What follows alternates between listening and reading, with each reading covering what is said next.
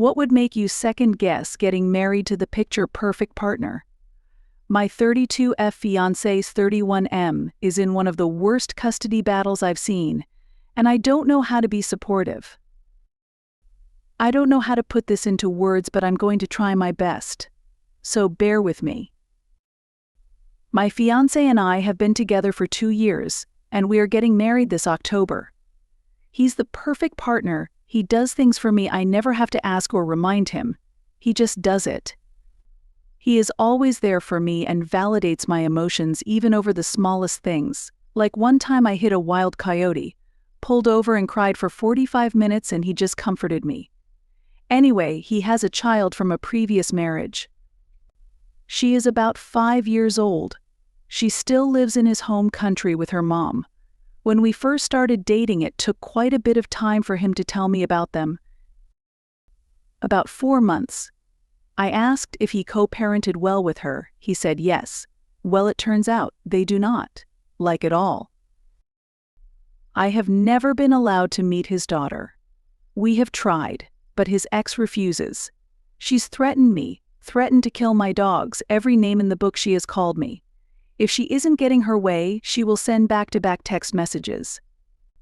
The most he got in 1 hour was 82. It's intense. The only reason I'm comfortable in this situation is because she's over 2,500 miles away in another country. If we all lived in the same town, I would have left the relationship a long time ago for obvious reasons. She refuses to let me meet their daughter. She refuses to meet me herself to decide if I can meet their daughter. I've paid his child support and bought their daughter clothes when he was laid off for a couple months, but he won't tell his ex because it will cause more problems. She's not a good mom. She leaves the baby with random strangers, or just by herself in the house for hours, and again, she is 5. And because of her carelessness, something happened to their daughter. So now there are lawyers involved, police, everything, and she's playing the victim off her daughter's trauma. My fiancé is having an extremely difficult time, and I don't know how to be supportive. I find myself getting frustrated. Now his ex is dictating how we spend our days. If we go to the grocery store and he misses his daughter or his ex's call, then he is a terrible person, and I'm a woman trying to steal his daughter's attention from her for still living life and not dropping everything to answer. I don't feel like I can do this anymore. I want to be supportive, but I have been so drained and exhausted. I feel so selfish for feeling this way, and I don't know why I do. When we finally get a moment alone, I just hug him, so he doesn't know how I feel. But I feel so awful for feeling this way. I feel like I should have seen this coming. I can't handle his ex dictating our lives. I feel like our relationship won't be the same. And I feel like he's catering to his ex and giving her what she wants so she will shut up, which isn't fair to their daughter or him. I hate myself for wanting to call off the wedding, cause he's mentioned that he's still very excited for it. What would anyone else do in this situation? How would anyone else feel in my shoes? Am I overthinking? Am I selfish? How can I support him better if I do stay? He is sending every penny he has back home right now, so I'm paying everything here alone, which is also causing me a lot of added stress. Edit County needed to be country. Update: he's been completely transparent with me. I have seen his divorce papers, and everything is translated through Google Translate. He left because his ex was abusive with him, but took care of their daughter, and his daughter was seeing his mom every day until a couple months ago. So at the time he felt comfortable. Working here, he is able to put his daughter in a good school and still afford to live. He couldn't do that where he's from. I paid his child support for 2.5 months. He paid me back everything. I see how that can be a red flag if he didn't pay me back, but he did. His dad was helping him out until I said that he didn't need to. We are a team and I can help. So he's never used me. He's been more than supportive and transparent with me. And in that regard, I feel like I have every reason to trust him. I do not feel like he is using me for his green card. I'm not naive. I've suggested that we postpone the wedding, and he was more than okay with it. He says that he still wants to marry me because he loves me. He understands that the timing is not right, and it's just more stress than what we need right now. His ex never tried to drown their daughter. Someone else commented about seeing a friend's experience of an abusive mother being able to keep the children even when doing this. I wasn't expecting this sort of feedback. Maybe a few helpful comments and a few not so nice, not so helpful. I am overwhelmed, and this has given me some pretty bad anxiety. I didn't post every aspect of our relationship because it isn't relevant to this one thing. His dad and mom have stayed a week at my house while visiting. He's not hiding things from me. Yes, waiting 4 months to tell me is pretty bad, but at the beginning of the custody thing he gave me an out. He let me choose if I wanted to stay or not. We live in a sanctuary state, so I'm not terribly worried about the immigration status, as we have been talking to a lawyer since my post in the other subreddit. I just hope posting this isn't going to jeopardize him in any way, just because I wanted advice on if I was being selfish or not. He video calls his daughter every single day, multiple times a day. His ex won't allow him to introduce me to her via video calls. There have been a few times he got her a plane ticket to come with his dad, but the ex backed out at the last minute. He is not fighting for full custody. He knows that his daughter loves her mother and has not seen him in a long time. He's fighting for visitation and for her to not be able to harass. He's fighting for his mom to be able to see the child again. And we have gone through all notary steps at a consulate for his mom to be able to represent him. Second story. My 38M wife 40F has been treating our son 12M poorly and favoring our daughter 9F ever since I complimented his cooking.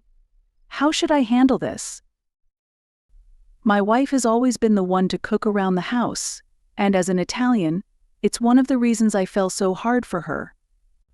I've offered to help out in the kitchen, or even cook for her sometimes, but she's always firmly, yet politely, told me no, and I can't really blame her because I did not get either of my parents' good cooking genes. Because of this, I've always been sure to thank her for every meal, and I've taught my children to do the same. For the past year or so, my son has been watching a ton of cooking videos on YouTube and TikTok, and he's really been wanting to try his hand at cooking. My wife was happy to teach him, and at least twice a week the two of them will go out to the store, buy ingredients for a meal he found on TikTok, and come home and make it. It's been awesome seeing them bonding more, since they haven't really had much overlap in interests before this. About a month ago after dinner, my son asked his mom if he could try making us all a meal on his own.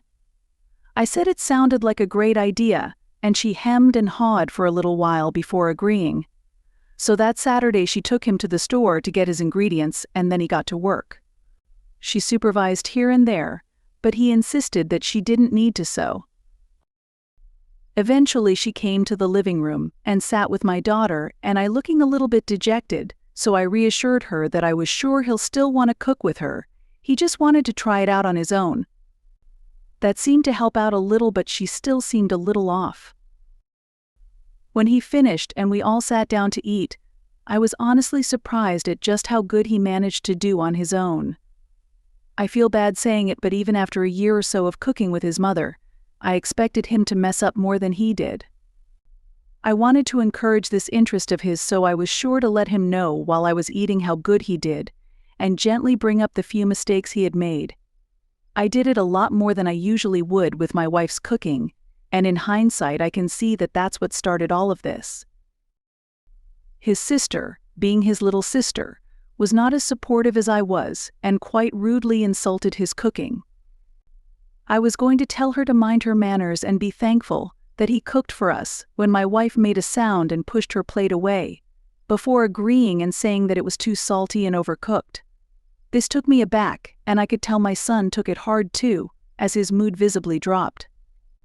I didn't say anything at the time, since my wife and I never argue in front of the kids, and I just kept up the praise of my son's cooking as his mother picked at the plate for a little while longer before she took her and our daughter's plates to the kitchen. A little while later, I went to check on my son, and I could tell that he had been crying. So I comforted him, told him I was sure his mother loved the food, and that she was probably just having a bad day, not to take it personally. Then later, once the kids were asleep, I confronted her about it, and she tried to just brush it off, but I pushed and she got mad and said that I complimented his cooking far more than I ever complimented hers. This caught me off guard, since I didn't expect my wife to be jealous of our son, and I unfortunately let out an involuntary scoff at this. She blew up at me for laughing, and we ended up arguing for a while before eventually I managed to explain that I was complimenting him so much because I wanted to encourage him to keep cooking, and she even admitted that she shouldn't have been so harsh about it. She said she would apologize to him, and I figured that everything was settled. That Monday, when I was driving my son to school, I noticed he wasn't acting normal and looking out the window, trying to hide his face from me. I asked him what was wrong, and he told me he was fine, but I could tell he was fighting back tears, so I asked him again, and he broke and told me that after I had left to get the car started, she told him that she was going to be cooking alone again from now on. I was furious about this, but kept my cool and told him I would talk to her about it. I bought him a snack from the store before dropping him off at school. I left work early so I could get home before the kids and talk to my wife. I'll admit I didn't handle it as well as I could have, and we ended up in a shouting match where I was calling her childish for being so vindictive towards our son, because she was upset with me. And she called him a baby and said he shouldn't be so sad about not being allowed to cook, since it wasn't a man's job to do so anyway. We ended up leaving each other alone to cool down, and when our kids got home, my wife took our daughter out and came back later with a load of toys and clothes for her. I knew immediately what she was trying to do, and that night I told her that I would not let her use the money I make for our family to punish my son. She didn't take this well, and we ended up arguing again. I slept in the guest room, and have been up to this point. For this past month, my wife has kept up this vindictive showering of our daughter with attention and gifts, while almost entirely ignoring my son. I've been talking to my parents and brother about this, and while they agree that she's wrong, they also don't see it as that big of a problem and think it'll sort itself out. At this point, with how she's been treating our son, I'm starting to fall out of love with her. But I also don't want to just jump to divorce if there's something that I can do to fix this whole situation. I can honestly say that we've never had a fight this big. Sure, we bicker every now and then, but she's never taken that out on my son in the past. I feel responsible and guilty about what happened, and I've been trying to do nice things for my son when I can, but I also don't want to mirror my wife's behavior. So I've also been taking my daughter with us about half the time we go places. But whenever we do, she's been very rude and always talks about all the stuff her mother does for her lately, because she knows it bothers her brother. Seeing the way my wife has been treating our son has made me second-guess our marriage, but I don't want to just jump straight to divorce either. Any advice on what I should do or how to best bring up the topic of therapy would be appreciated. Update: my 39M wife 40F was neglecting our son and favoring our daughter. I kicked her out until she could work through her problems. She ended up in the hospital, and I still served her divorce papers. How should I go about handling this from here on out? Obligatory, but genuine. Thank you for all of the support, even the comments that got a bit nasty. That kind of pushback helped me to see that things were a lot worse than I realized. Some of you could do with being a bit nicer, but the advice is appreciated all the same. The first thing I did after making my previous post was take my son to my parents' house to tell them what was happening from his mouth. I figured they may be more receptive to seeing the pain their grandson was going through, and not just write it off like they had with me. They ended up understanding and supportive of my next move, which was kicking my wife out till she worked through whatever problem she was going through. Next, I went to a lawyer and consulted with him.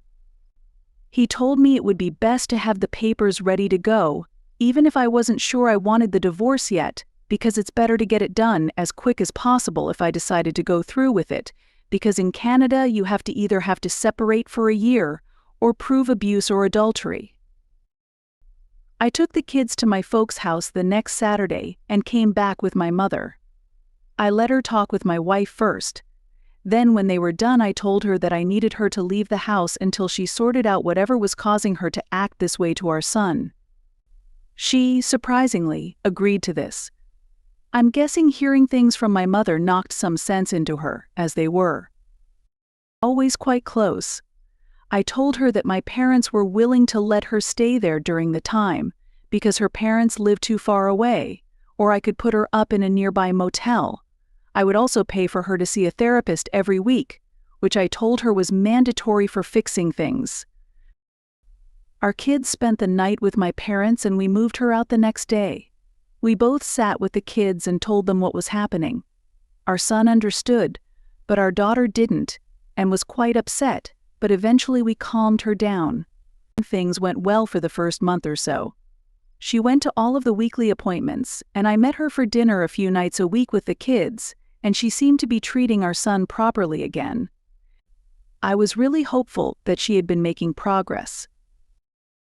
Then the Friday after her 5th therapy appointment, she sent me a wall of text messages about how I was an asshole, and I was trying to steal her children from her, and how I was probably fucking someone on the side. I tried calling her to see what she was talking about, but I think she shut her phone off. I called my mother, and she told me that my wife had left the house earlier that day with all of her stuff without saying anything to my mom. I'm not 100% sure what happened next, since my wife has refused to tell me most details, and I can't get in contact with the friends she was with. The best I could piece together was that she had told her best friend about what was happening, and that friend started telling her all about how I was just trying to kick her out and steal her kids. She then moved in with her friend and went on a week-long bender of clubbing and drinking and drugs. When we were younger, we did our fair share of stupid shit together, so while this was surprising, it was most likely her dumbass friends convincing her to relive the good old days. I hadn't heard anything for about a week. Then I got a text from her friend telling me I was a loser, that my wife was too good for me, and that she was fucking a younger guy. I tried to demand she give my wife the phone so I could talk with her, but I never got a reply. I screenshotted the texts for evidence if I needed it. I ended up getting a call from the hospital at like 3 a.m. that Sunday. My wife had overdosed on something and was dropped off at the ER by someone who didn't stick around.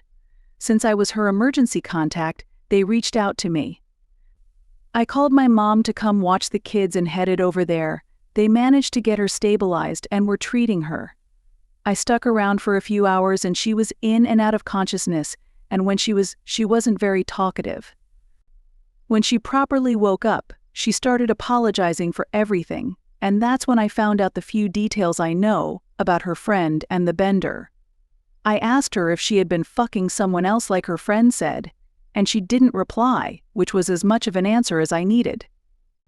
She kept trying to apologize and I just kept my cool and told her this wasn't the time or place for this.